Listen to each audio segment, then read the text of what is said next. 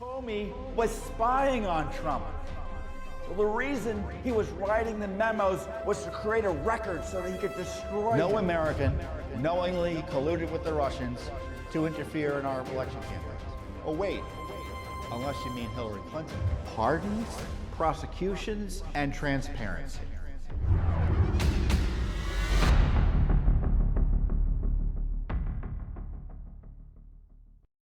Hey everyone, Judicial Watch President Tom Fitton here with our weekly update here on social media. Thanks for joining us during this really historic week in terms of justice. General Flynn has been vindicated. I'll obviously be talking about that. We have a new important lawsuit about what China knew and what WHO, the World Health Organization, knew and what they were telling Dr. Fauci about the coronavirus. Plus, we were in heated court action against Governor Gavin Newsom's plan to spend tax dollars on cash for illegal aliens. So I'll talk about that as well. So a lot to get into and delve into here today. But first, it's been a great week for justice. The Justice Department was forced to withdraw its charges against General Flynn. They admitted there was no there. They admitted he was railroaded. Now, of course, they didn't say that in the pleading, but that's essentially the conclusion that one can draw when looking at the various documents that were filed by the government, not only in its motion, but in support of its motion to stop the prosecution of General Flynn. And again, no there. He was railroaded. Comey is a crook. Obama knew. There are no clean hands, and justice still needs to be done. That's the truth about what happened to General Flynn. And I'm pleased as punch for General Flynn. He's an American hero. He never did anything wrong. He never lied. And he was victimized as part of the seditious coup conspiracy against President Trump. It was orchestrated out of the Obama administration, specifically the Oval Office, and there's startling new information about Obama's involvement in this. And it just confirms everything that you've probably believed and that Judicial Watch has been saying for years about the illicit coup conspiracy against President Trump. General Flynn, as far as I'm concerned, I mean, he should get millions and tens of millions of dollars from the government for what they put him through. There's that famous quote by, I think it was Labor Secretary Donovan, who was a Labor Secretary under Ronald Reagan, who was, I even forget about what the specifics of the charges that they tried to railroad him with, but he was vindicated, and he came out of the courtroom or the courthouse and famously said, "Where do I go to get my reputation back?" And of course, the left is pretending to be outraged when in fact they should be embarrassed. Now, one of the big issues, I'm going to get into the details of the filing that was vindicates General Flynn in a minute, but I want you to understand something. The left and their allies in the media, in quite a juvenile fashion, and said, well, if Flynn wasn't guilty, then why did he plead guilty? Well, the evidence shows that he was coerced into pleading guilty. And he pled without knowing the full facts and circumstances of his prosecution, namely that the FBI had no A, basis to question him, and B, had concluded that he didn't lie. That conclusion was concocted months later under the corrupt Mueller investigation. So what does this all mean? It means that General Flynn should never have been prosecuted. It means that the Mueller operation was an ethical morass and was thoroughly corrupted. It means, because these documents the Justice Department and FBI have had from the get-go, they all knew. Now, who knew what and when? I don't know within the Justice Department. I don't know when Attorney General Barr, for instance, knew about these specific documents, or even Director Wray. I suspect Wray knew a lot longer, has known a lot longer about what was entailed here. But as an agency, these agencies knew that Flynn was an innocent man, but instead were willing to put him in jail. So you've got this rot institutionally within the Justice Department and the FBI exposed by this. And of course, it exposes for the corrupt operation we knew it to be, the Mueller operation, because that prosecution took place under Mueller. And if I were the president, I'd pardon everyone targeted by Mueller. I'd pardon every witness he questioned. Because as far as I'm concerned, if he loses, excuse me, if he loses, Biden, and whoever the nominee is for the Democrats, and they come in, you can see from their comments today or this week, they're going to come in and try to re-prosecute these people. President Trump should pardon Flynn. He should pardon Manafort. He should pardon Stone. He should pardon witnesses they still are threatening, like his son. Maybe he should pardon himself. I don't know. I think he technically can do it, drive them crazy, but he should do it anyway. I mean, the left is willing to put those who get in their way politically in jail. I mean, we saw that with Flynn. We saw it with Trump. And they'll break all the rules to do whatever it is they want to do to obtain and retain power. We saw that with the impeachment. So if you want to know why I get upset, it's because I know this injustice was going on. I know this injustice is going on. How do I know that? Because the documents show it was going on. And that's why the Justice Department was forced to do this. And I'm going to praise General Barr for doing this. Other attorney generals may not have done it. And frankly, if Jeff Sessions went into office and Rod Rosenstein was still running the operation, practically speaking, it probably wouldn't have happened. But let's be clear, none of this would have happened but for the diligence of Sidney Powell, General Flynn's new lawyers. Because Sidney Powell forced the government to cough up these records, and the records were just so devastating. In many ways, Attorney General Barr had no choice but to do the right thing here. So I commend General Flynn. I commend General Barr, but it wouldn't have happened but for this outside pressure from Sidney Powell, who deserves so much credit for doing this. Because when she first came in and wanted to pull back on Flynn's plea deal, a lot of people were skeptical that it would go anywhere. I didn't know if it was going to go anywhere because, the government holds all the cards in prosecutions.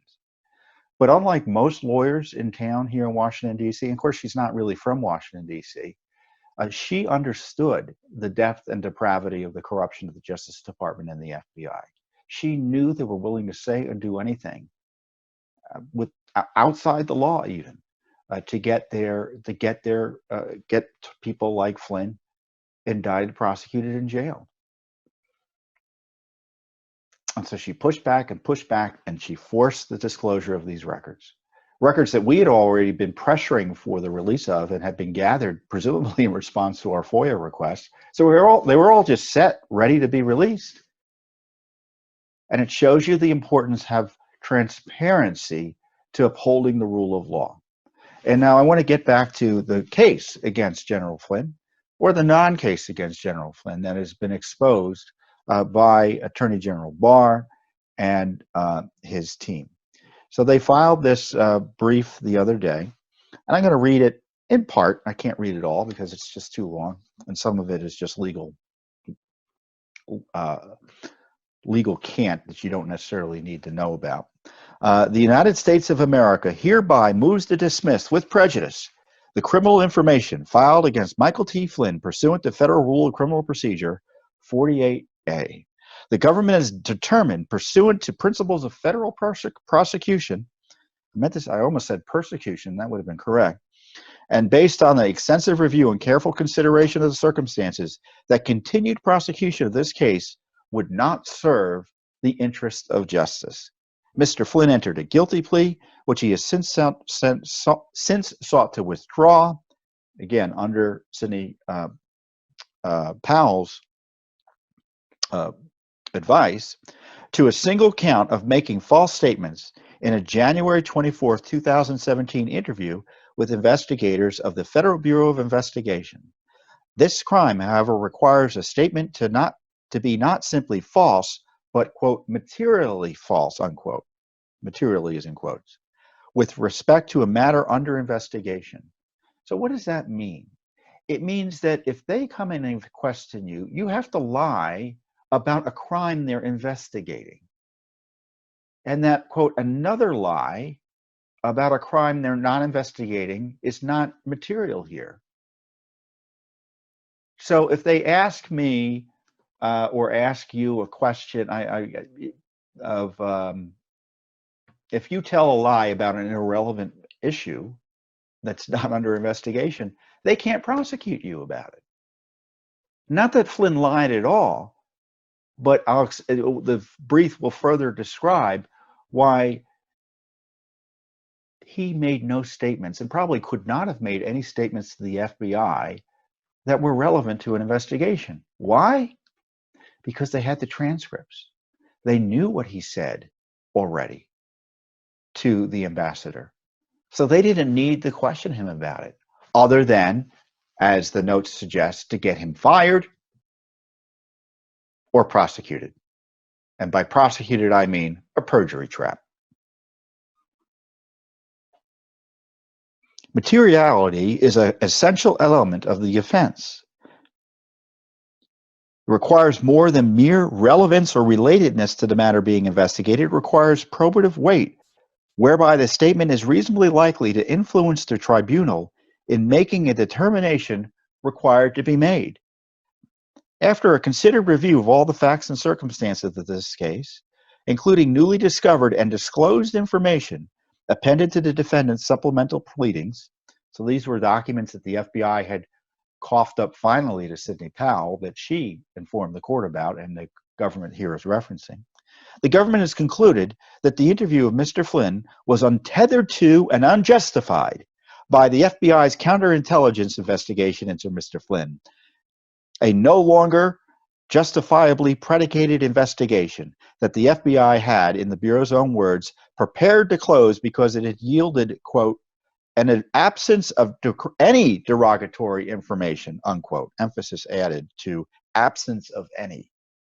The government is not persuaded that the January 24th, 2017 interview was conducted with a legitimate investigative basis, and therefore does not believe Mr. Flynn's statements were material even if untrue. Moreover, we do not believe the government can prove either the relevant false statements or their materiality had a reasonable doubt. A determination to prosecute represents a policy judgment that the fundamental interests of society require the application of federal criminal law to a particular set of circumstances. And that's a quote from the Justice Department's manual. In the government's assessment, mindful of the high burden to prove every element of an offense beyond a reasonable doubt, and that the government prosecutors have a duty to do justice, continued prosecution of the charged crime does not serve a substantial federal interest. The government respectfully moves to dismiss the criminal information with prejudice against Mr. Flynn. So that's that. It's over. Now the judge has to, in the end, ratify the request by the government to drop the prosecution, but obviously there's not going to be a prosecution if the government doesn't want to pursue a prosecution. The judge isn't going to do it on his own. To the degree the judge has any discretion to say no, it's, as General Barr has explained in an interview to CBS this week, it's to stop prosecutors from bringing a charge and then pulling it back and then resubmitting it with something different and just playing games. It doesn't give the court a discretion to keep a prosecution going that the government doesn't think has any merit, which it has concluded in these circumstances. So there was no reason to interview General Flynn. That's what the government has just said to us. They all lied to get in to see him. And when you look at what happened in the days around the interview of Flynn, you're just going to be flabbergasted. And I could read it at length here, but I'm just going to describe it, and you can go and verify. Hopefully, I got the story straight more or less. I've studied the documents pretty closely now. So as this document suggests, in early January of 2017, the FBI after a really abusive spy operation against Flynn based on the nothing conspiracy theory that there was Russia collusion. It was a falsehood. It was a smear. They all knew it was a smear, yet they investigated him anyway, hoping to catch him in something. They couldn't. And as I said, there was no viable case against General Flynn. And the text messages show that Peter Strzok, at the direction of the seventh floor, intervened to keep the case open. And by the seventh floor, I mean the leadership of the FBI, Comey and McCabe. Now, at the time of the what was going on also around that time, the President of the United States on January 5th, 2017, the day after they kept this operation open, he is having an Oval Office meeting, and I've talked about this meeting repeatedly because it's kind of key to understanding Obama's involvement. He discussed Flynn and the transcripts they allegedly had with the ambassador in the Oval Office with his leadership team, including Sally Yates and James Comey. Biden was there, others were there as well. And Yates, and this is material and testimony from Yates, this is not Tom Fitton describing Obama's being implicated here. This is Yates throwing Obama under the bus. She was surprised that he knew. And Obama kept them after the lengthier meeting about the fraudulent dossier that they were going to ambush Trump with the next day. So that's just more corruption that Obama was involved in with Comey. Obama kept Yates and Comey behind in the Oval Office, and he raised again the Flynn issue.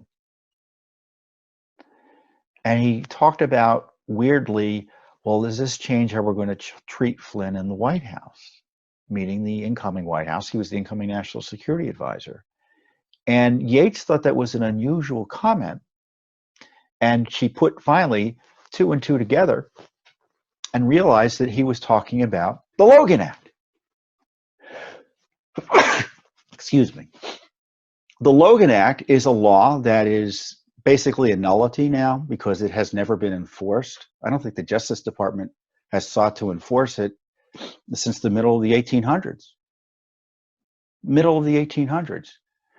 Yet when General Flynn was doing his job and talking to a Russian ambassador in the interregnum between the Trump and Obama administrations, they concocted this theory that he's not allowed to talk to foreign ambassadors like every other incoming foreign policy team would be expected to do. So it was purely pretextual. But getting back to Yates and Obama was the one pushing the Logan Act theory. Obama was the one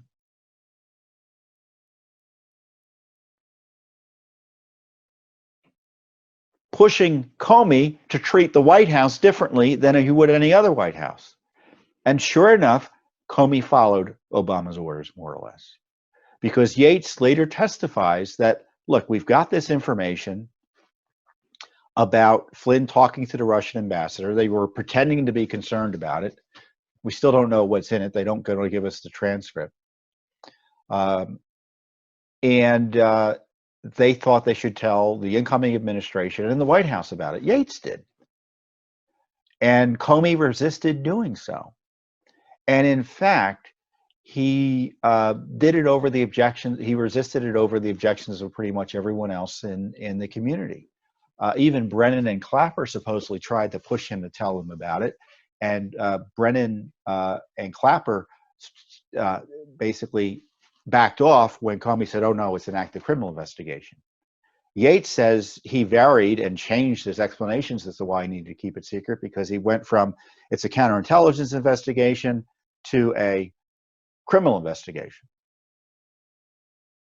And so, but Yates was insistent that this take place, this communication take place. So she finally said, after Trump came into office, you need to tell him.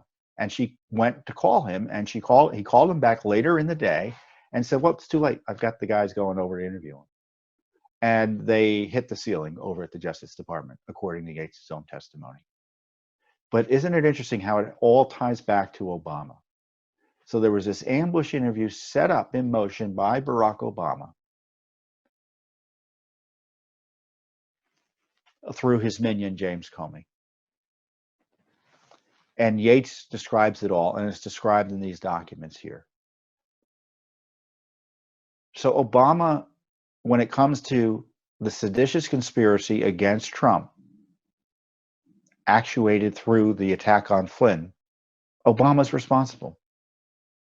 Obama, I used to joke this. I used to joke about this in the first year or two of the Trump administration. I used to say, well, I'm waiting for the Trump administration to come to power because there were so many Obama holdovers resisting, and many of them still are, and running the show contrary to the wishes of the American people, and obviously what the elected president wanted to do. And here you literally had an example of it. You had Comey doing Obama's bidding in keeping the White House frozen out of the intelligence information they had about the National Security Advisor.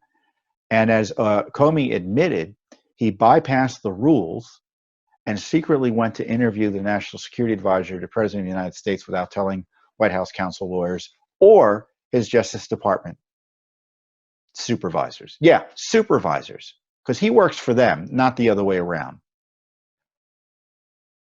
By the way, the FBI is not, quote, an independent agency. It's an agency of the Justice Department. They report to the Justice Department, the director does in theory. And of course, all of them report to the President of the United States. So what I'm describing here is sedition. And I appreciate Sally Yates throwing Obama and Comey under the bus, but her hands aren't clean because she kept on pushing this Logan Act ridiculousness with the White House and finally made it impossible for Flynn to continue working there because they alleged that Flynn had lied to Vice President Pence and who knows who else about what he said to the ambassador. And I don't know what he said to Pence. My guess is he didn't lie. My guess is he told him what he remembered. And was his memory perfect? I doubt it. Now, Vice President Pence thinks that maybe it was all a big misunderstanding. Look, they were all gamed by Comey and Sally Yates. So Sally Yates, the co-conspirator, turning in another co-conspirator who did additional crimes. It doesn't mean that Sally Yates is a great person. Remember, she got fired for trying to countermand and refusing to defend the president's initial travel ban, which is completely constitutional. And she decided she didn't like it and she wouldn't defend it. And that's why she got fired. Because she was the holdover acting attorney general. What a nightmare in the beginning of the Trump administration. And that's where the coup began. Now, this report, and I encourage you to read it. We have a link to it on our website, is important. I encourage you to read it completely. It's an indictment of James Comey. It's an indictment of Barack Obama. It is, though, only a partial review of the information or a partial admission. It's not a full-blown confession by the Justice Department and the FBI. They don't talk, for instance, I read it, maybe I missed it.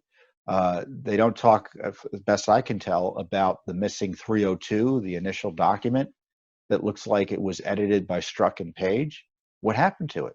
The 302, of course, is the FBI, the bureaucratic name for the narrative report created by FBI agents to document interviews with witnesses and targets.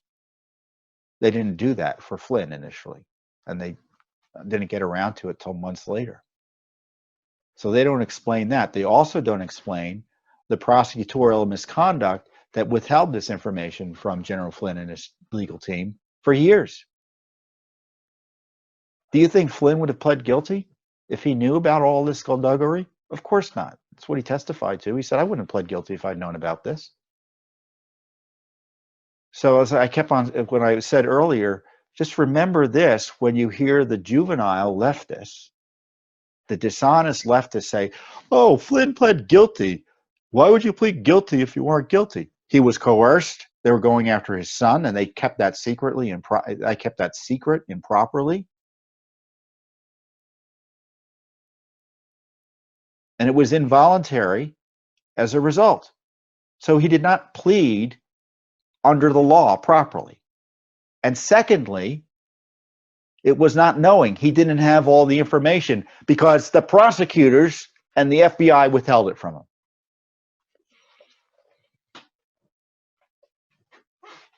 What a miscarriage of justice. Look, I'm happy, believe it or not. I am so happy. This was one of the best days in terms of justice in at least the first three, this Trump administration. It's a great day. But I'm still angry. I just can't help it. I'm still ticked. I'm still ticked about what happened to him. So what next? Well, General Flynn, the judge has to, as I say, ratify or kind of officially dismiss the charges. I don't know what Judge Sullivan's going to do. Judge Sullivan hasn't been terribly friendly to General Flynn, and Judge Sullivan is probably going to, I hope he recognizes that he was fooled by the government because they violated his orders. And if I were Judge Sullivan, I would institute criminal contempt proceedings against General Flynn's persecutors, everyone involved here. I bring the whole lot of them in, from the FBI director on down. What did they know and when about this conspiracy against General Flynn? It wasn't an investigation. It was a conspiracy. And when you look at this document about James Comey's utter contempt for the rule of law, procedure, contempt for the president, contempt for the Constitution, of course, Obama moving along, obviously endorsing that, ratifying that type of behavior in that Oval Office meeting. What a gangster Comey is. What a gangster. Even yesterday, after this is pushed out, after the Justice Department did the right thing, and of course Barr is getting viciously attacked. I want Barr to do more and better. But on the other hand, when he does the right thing, we all have to support that. And in this case, he did the right thing. It may be way late. We can all complain about reasons all complain about why did it take so long? Why did they cover up the documents? I understand that. But he did the right thing, and he's going to be attacked viciously for doing it. And so it's important for the American people to stand behind justice warriors like Attorney General Barr when they do the right thing. Because if you expect him to, or expect the Justice Department institutionally to continue to do the right thing, you have to support them in these circumstances, or support Attorney General Barr more specifically. Because I really think, now that I've been nice for 30 seconds, I'm going to revert back to form. The Justice Department is a mess. The FBI is a mess.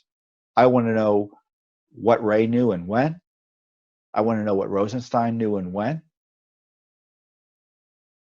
They say they just found these documents in the last few weeks or months. What's going on there?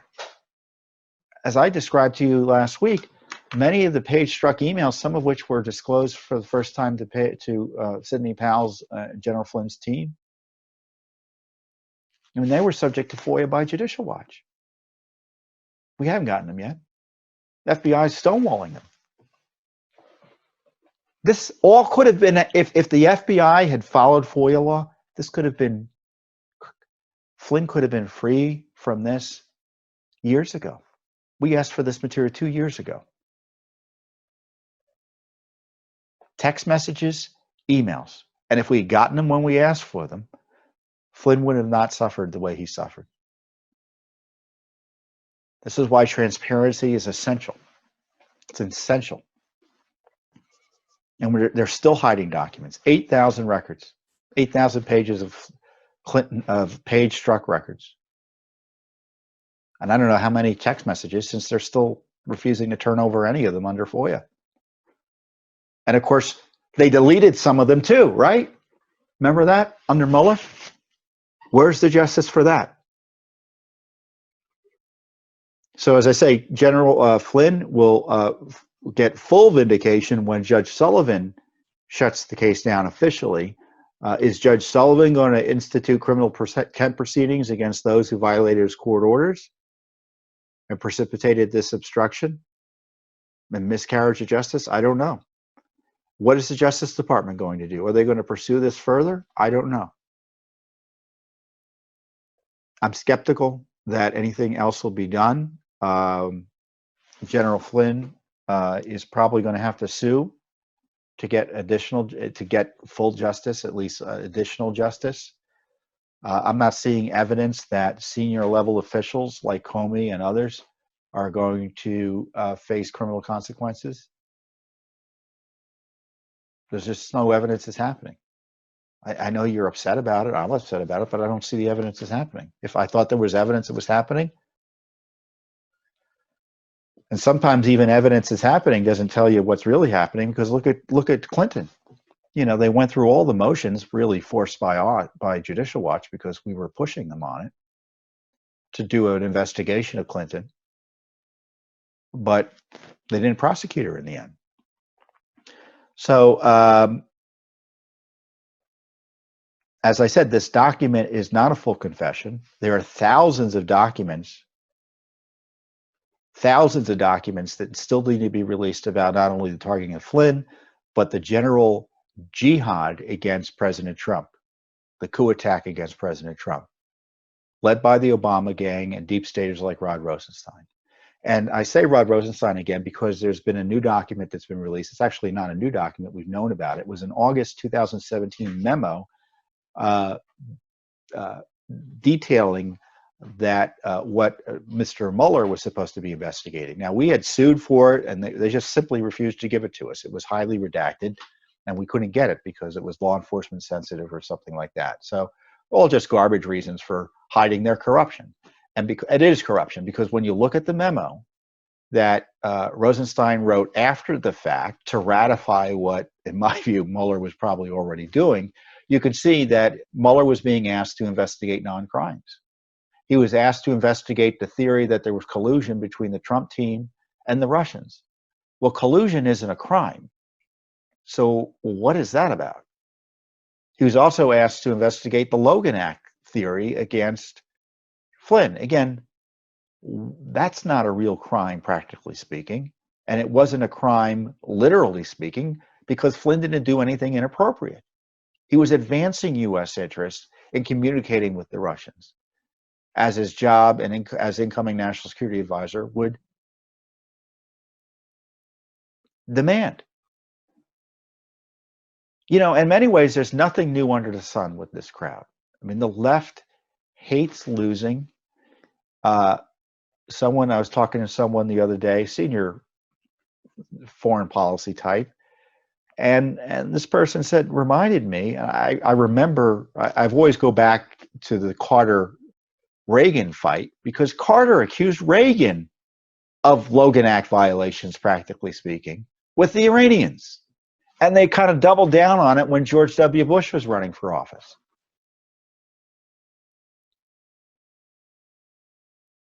But she highlighted that Johnson complained about Nixon in Vietnam. Those of you who are old enough to remember that, I kind of vaguely remember that.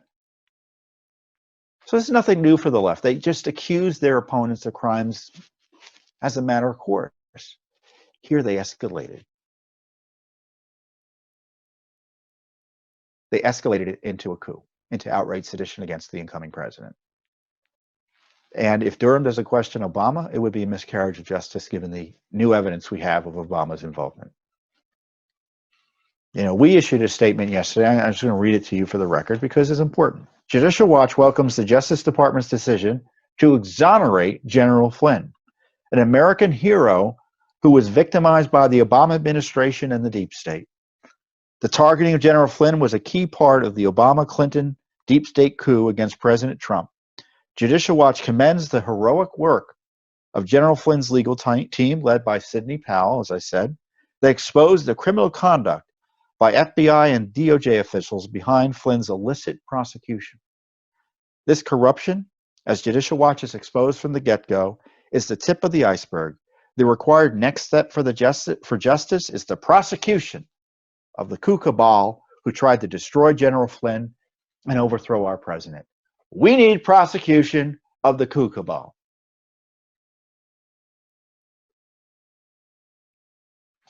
and I don't know who exactly would be prosecuted, but I do know who they need to be looking at: Obama, Biden, Clinton, DNC, their lawyers, Comey, McCabe, Strzok, Susan Rice, Biden, Brennan, Clapper. I'm probably forgetting people. Bruce Orr, Glenn Simpson.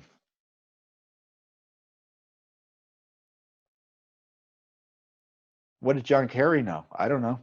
I know his State Department was shoveling classified information after Trump won to his buddies in the Senate and the House to try to smear him. I know they were working on the dossier. What is Durham going to do anything about all of this? I don't know. Well, I kind of do know. I don't think he is. My instinct is he's doing an administrative review that may lead to prosecutions of some individuals. Maybe Strzok gets prosecuted. That would be good. This is why I think the president needs to appoint a special counsel outside the Justice Department to do this work. Because institutionally, I don't think they're capable of doing it. You know, and plus, it's May in an election year. We're running out of time. You know, people say tick-tock, something's coming. I say tick-tock in a bad way. Time's a wasting. Time's a wasting.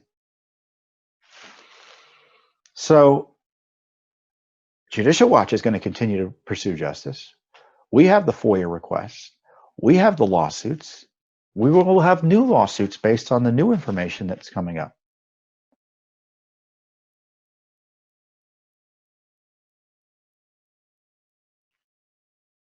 I'm convinced that if Judicial Watch hadn't been pressing for accountability from the deep state on Mueller and the Justice Department and the FBI, because you have to remember, our criticisms of Mueller, when we were criticizing Mueller, when I was criticizing Mueller, when Judicial Watch is out there asking tough questions about what Mueller was up to, demanding accountability, calling it initially that Flynn was railroaded, we were alone.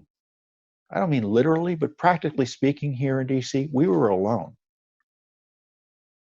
I can tell you we made everyone nervous when we said things like that. The Justice Department was nervous. They were upset with us because we were asking them too many questions. You kind of saw that with the Justice Department's relationship with Nunes and Jordan and Meadows. They were resisting information requests from them too. But we were right about Mueller. We pressed and pressed and pressed. And I'm convinced that if we hadn't done this work in public education, the president wouldn't be president. The president would not be president of the United States. They would have concocted something to remove him from office or set him up in a way that would have required his resignation, like they did with Flynn. I'm convinced that our pressure, our education, and our dozens of FOIA lawsuits to get information made it impossible for them to do what they wanted to do. And it led eventually, and President Trump is, rescued himself so many times. He deserves a medal for firing James Comey. What a corrupt public official James Comey was. He deserves a medal. Because as he's often pointed out, if he didn't fire Comey, we probably wouldn't know a lot about all of this, because they would have just kept rolling along. And then thankfully, he brought in new leadership at the Justice Department, because General Sessions had made these terrible decisions to recuse himself and just gave up defending the rule of law within his own agency, because Attorney General Barr came in and he saw immediately what was going on and said, "We're done." And Mueller had to leave. Because if Barr hadn't come in, and I convinced Mueller he'd probably still be special counsel, or we'd still have the operation going, or he'd have a successor, a perpetual special counsel for the president. It's a close run thing, our country, in terms of whether we keep a republic or not. And I'm proud to say that Judicial Watch helps us keep the republic. And I want to thank you for your support that allows us to do this great work. So more is coming. More is coming. And we got some great justice the other day, but we're not resting. Accordingly, we were in California. Talk about lawlessness. California has been out of control. We all know that. It's a one-party state. And it's true, it's always true, that when you have a state without an effective political opposition, or where you have a situation without an effective political opposition, corruption and challenges to the rule of law, germinate. And we see this with radical policies in California that, as a policy, they challenge the rule of law. Forget about the inherent corruption around socialism. I'm just talking about the policies are being lawless. We've got policies they're sanctuary policies, you name it, all sorts of crazy ideas out of California. And most recently, Governor Gavin Newsom decided that on his own, he could spend $75 million plus on cash payments to illegal aliens using California taxpayer resources. Well, federal law requires that if you're going to give benefits like that to illegal aliens, and I question whether those types of benefits would even be allowed under this law, but nevertheless, you have to have the law passed to allow it to take place.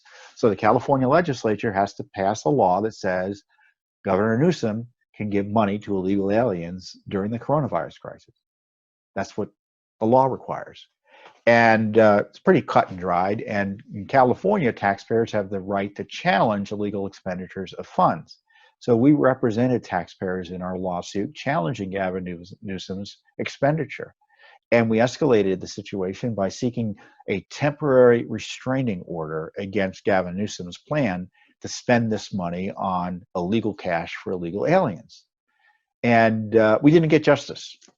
The judge outrageously said that Judicial Watch, our clients, we would succeed on the merits. I'm going to sneeze again. I guess not. But we were likely to succeed on the merits, but it was more important for the public interest that these illegal aliens get the cash anyway. I mean, how do you like that?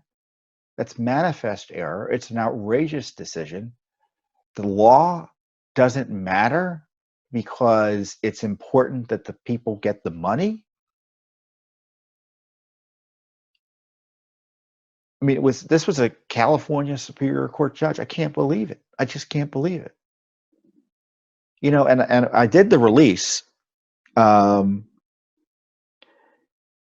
give you a little inside information. When we draft these releases, our media team drafts releases and it gets approved by the lawyers. And you don't want to say anything that's contrary to what happened.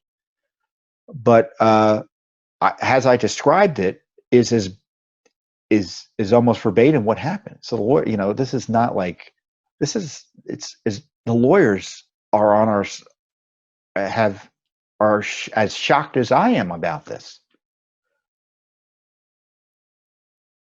When our Judicial Watch lawyer was out there, Robert Sticht, and it's completely outraged about it. So we're going to have to try to seek an immediate appeal of some sort to try to stop it from happening. But you can see why our work is so essential, because not only do we sometimes have to challenge government agencies to do the right thing, or in this case, suing a governor, but sometimes the courts are just as bad. And in this case, you had lawlessness being endorsed by a court in a way that you rarely see. Usually they're a bit more subtle. But in this case, they said we're, again, likely to succeed on the merits, meaning, yes, the governor has no legal authority to send this money out, but it's good that he's sending it out because we all love illegal aliens and they deserve cash during this coronavirus shutdown. So that's California for you. So we do have another lawsuit against another jurisdiction planned in that area where you have these jurisdictions, again, spending money lawlessly like I've described. So I'll be talking about that next week. We're just going to keep on pushing on this. I mean, the rule of law demands it. And I don't want anyone to get sick from the coronavirus. But illegal aliens have no right to be here, and they should just be home. They should go home. If you're here illegally, you should go home. And you have no right to cash benefits or welfare or anything else. You're not supposed to be here. I mean, it's obvious to you, right? But it's not obvious to the politicians. It's not obvious to some judges.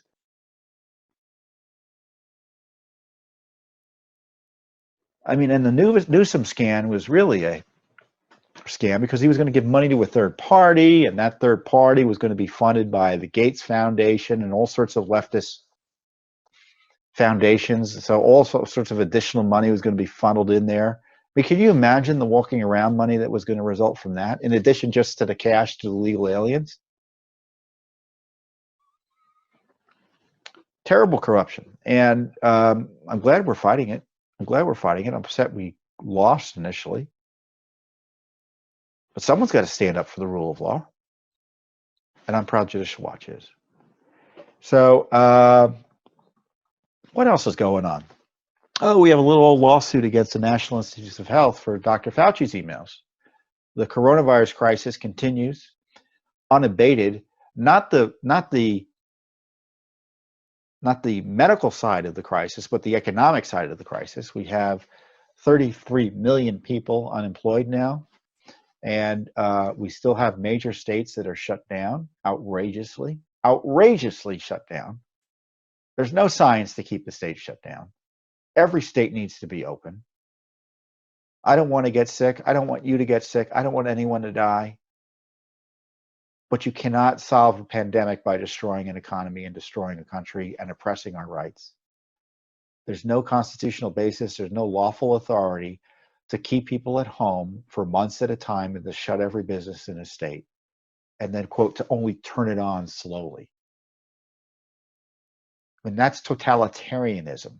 It's not even authoritarianism. It's totalitarianism. And it needs to be stopped. And I've encouraged President Trump to set a deadline certain. June 1st, I think. Maybe that's actually too far, given the calamity. States open up, provide freedom to all your citizens to work, get their lives back, get their rights back. And if you don't do it, we will come in and do it for you. Because our federal government, the president, the Justice Department have positive moral obligations to make sure all of our rights constitutionally are protected. States don't have any right to take away your constitutional rights. They don't. I mean, you're seeing some states talking about keeping things shut down or suppressed for a year now.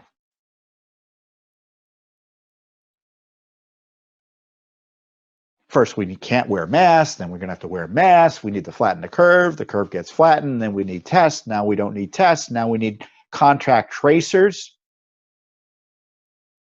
Guess who DC hired? I may have already said this. I'm going to say it again. Susan Rice. Susan Rice. Benghazi liar, Spygate co-conspirator. So the Obama gang is now working in DC on the Reopen DC project. How do you like that? They're hiring 900 contact tracers for a population of 700,000. I saw a headline, 20,000 in California. Contact tracers? What? That's absurd. You need contact tracing when you have an emergent disease in one or two locations or a few people at a time getting it, so you can try to keep it. Now it's all over the country. You don't need contact tracers.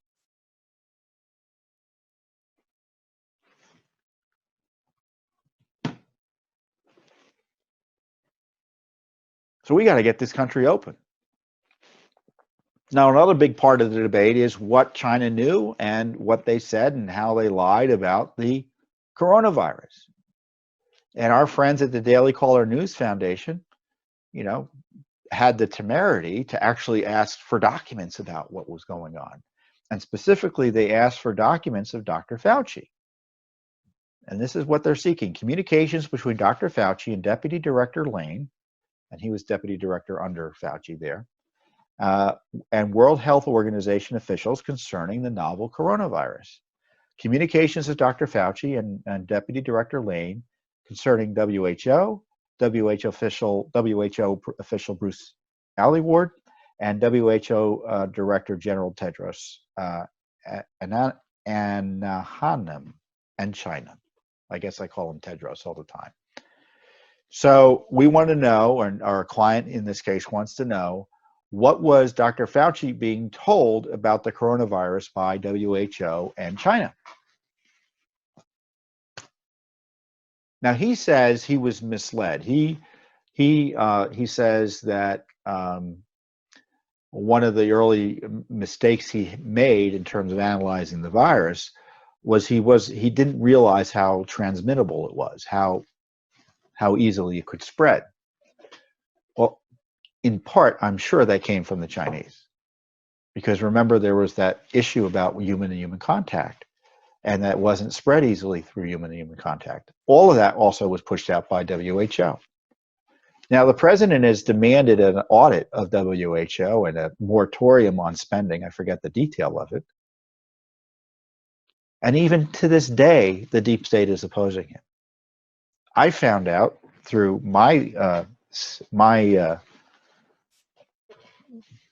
through people I know, that the deep state is trying to get a key subsidiary of the WHO, the Pan American Health Organization, of which we provide half their budget, exempted from the president's declaration that American money not go to WHO. So it's a subsidiary. The deep state's logic is, well, it's a separate agency. It's not really separate, practically speaking. And it's corrupt just like the WHO is. It is it's a front often for the Cubans. So it's a tool of the Cubans. And it's just terrible. And we shouldn't provide, let me be clear. There should be no money going to WHO, whether or not they lied about China. Lying about China is just the latest in their corruption. I mean, these international organizations are just corrupt messes. As far as I'm concerned, we should be funding none of them. None of them. Someone tried to convince me there was one worth funding. I promised I'd look into it, but maybe there's one. Of course, that would just be the exception that proves the rule, wouldn't it? So Judicial Watch is suing on behalf of our client, the Daily Caller News Foundation, which is really a leading media organization here in Washington, D.C., because the corrupt legacy media is just gone completely native in terms of socialism and activism.